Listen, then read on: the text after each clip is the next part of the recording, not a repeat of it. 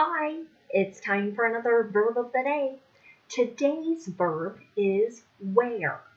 Let's take a look at some of the definitions or ways that we can use this verb. The first way you might hear the verb wear used is to mean to have on one's body or a part of one's body as clothing, decoration, protection, or for some other purpose. This is probably the most common usage for this verb. So as an example, I am wearing a scarf, right? This is on my body at this moment. A second way to use the verb wear is to mean to have a particular facial expression or appearance.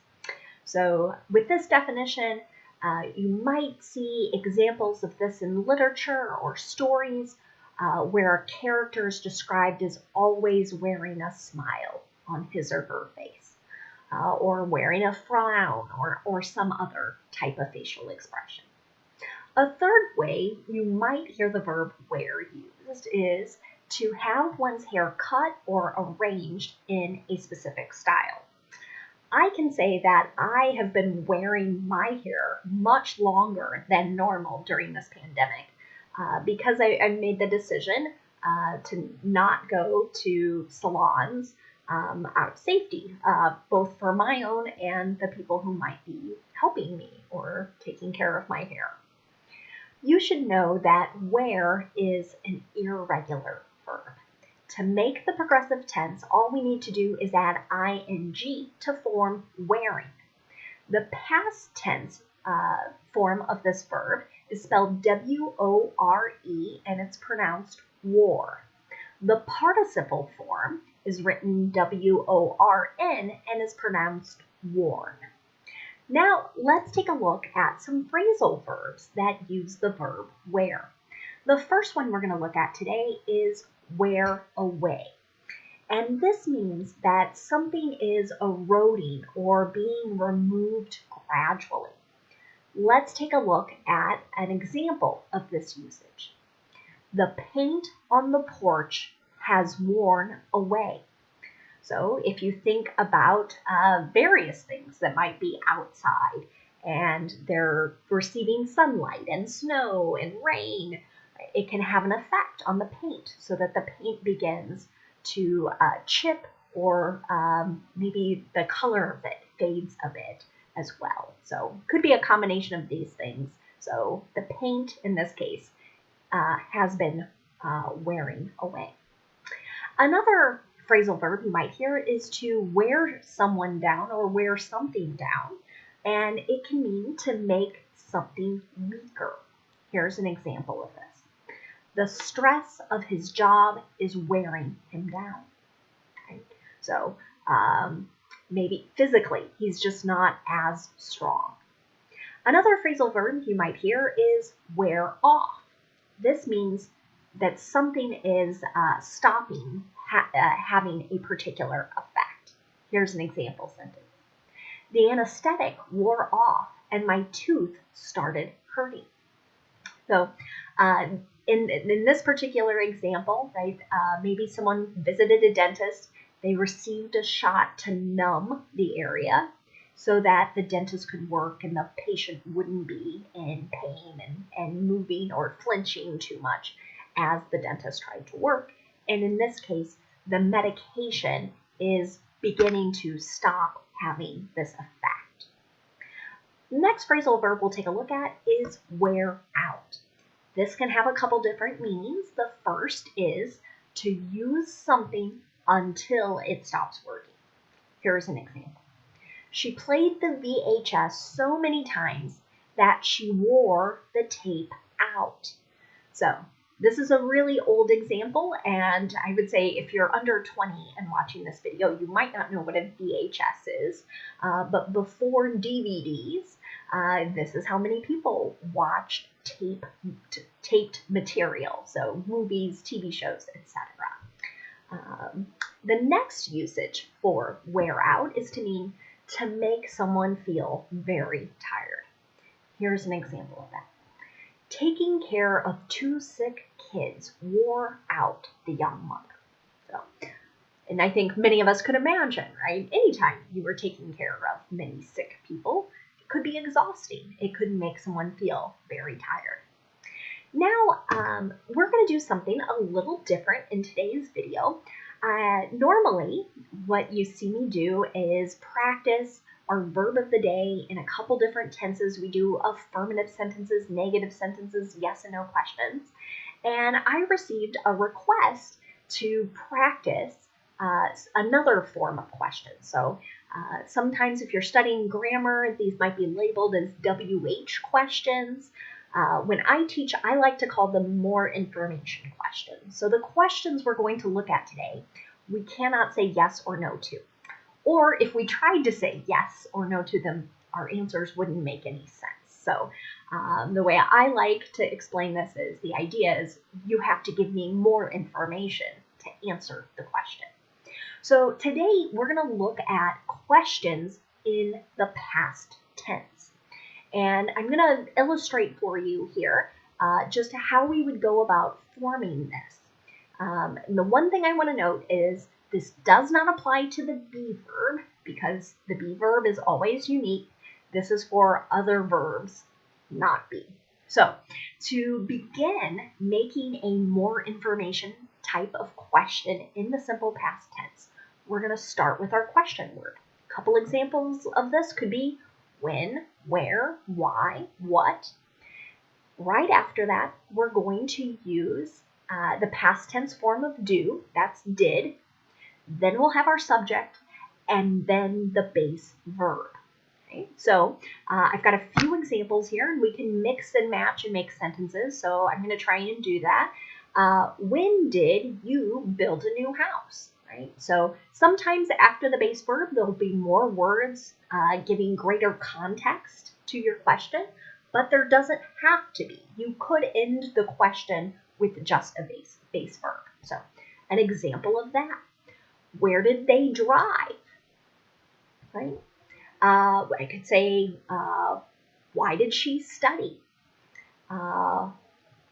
We could do, what did we study? Maybe someone can't remember any longer, right? But essentially, that is the form we're going to look at. So now we'll practice making some more simple past tense questions with our verb of the day.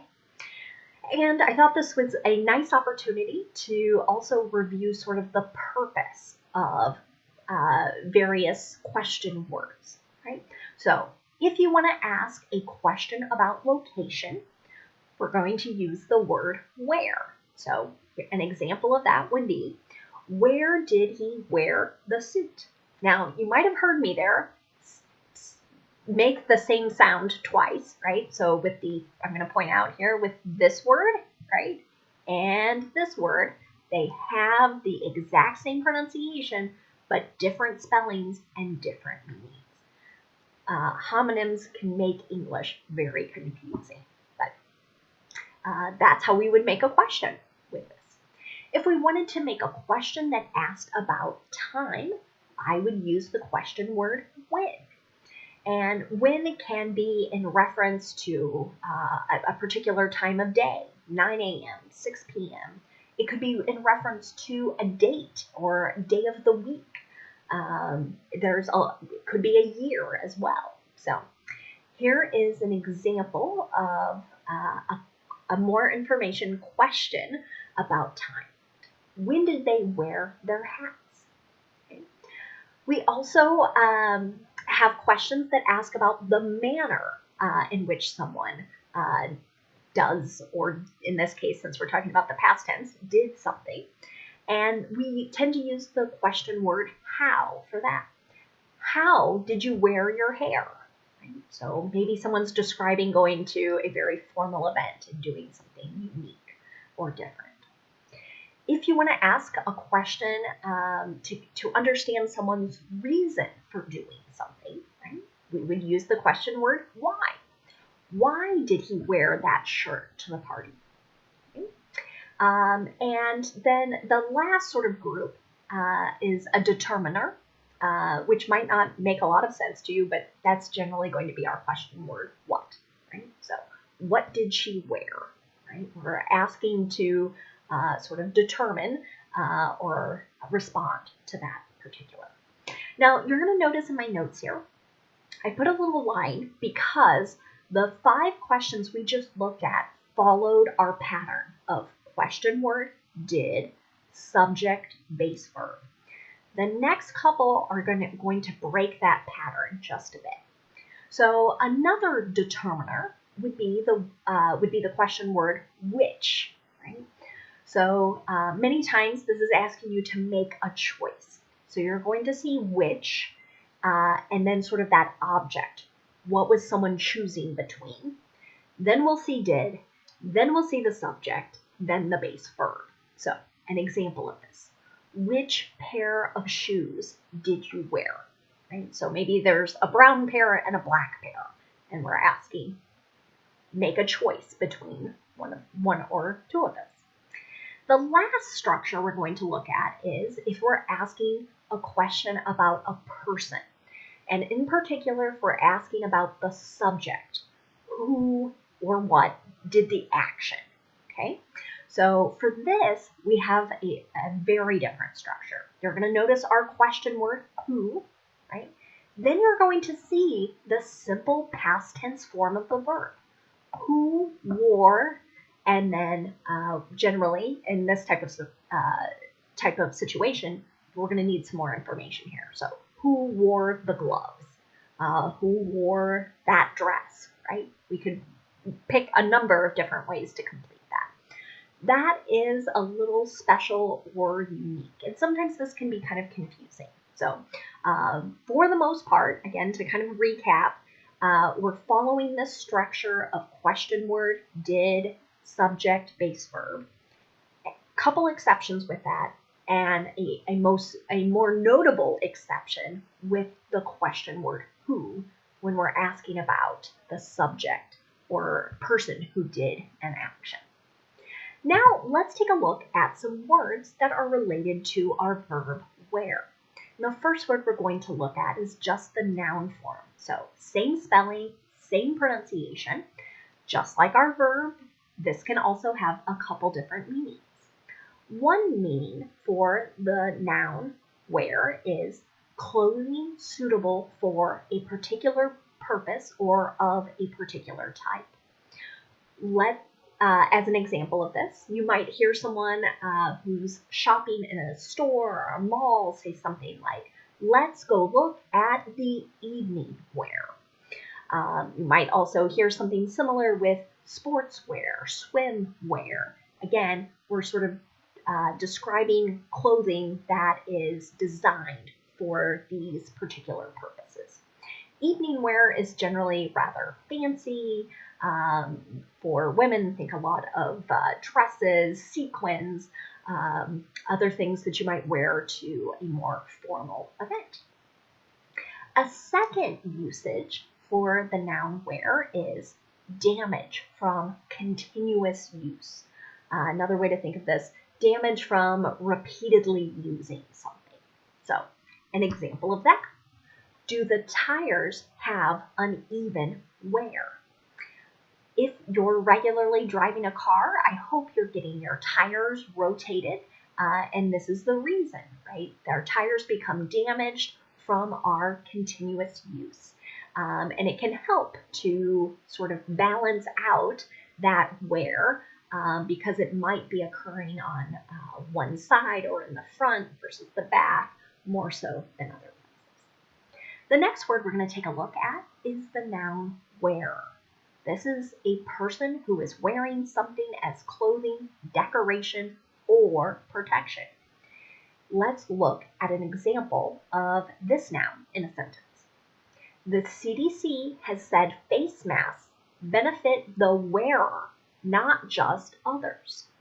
So you might remember near the beginning of the pandemic, when everyone started wearing face coverings, much of the messaging was that it would help us protect other people as we spoke or as we took breath, so as we might not pass the virus to someone else. But now there's more research that these masks can also benefit us from others as well. So it's not just about us passing, but also possibly receiving the virus.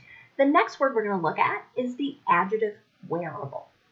It can mean easy to wear or suitable for wearing. Let's take a look at an example of this adjective in a sentence. Wearable devices are marketed heavily during the holidays. So an example of this might be a smartwatch. Right? So a watch that allows you to have certain apps or check your email. That would be an example of a wearable device. The last word we're going to look at today is the adjective worn. It means damaged and shabby as a result of a lot of use. Here's an example of that. The rug is dirty and worn. Right? So we're just describing something that maybe needs to be replaced in one's home. Thanks so much for watching today's video. As I mentioned earlier, I am very open to requests. So if you ever have an idea of a verb you want me to talk about, please leave a comment. My email is also on this page's About section, so you can reach out and contact me. Or if you have a particular verb tense you want me to talk about, or I am certainly open to feedback and suggestions. So thanks for watching. Have a great day.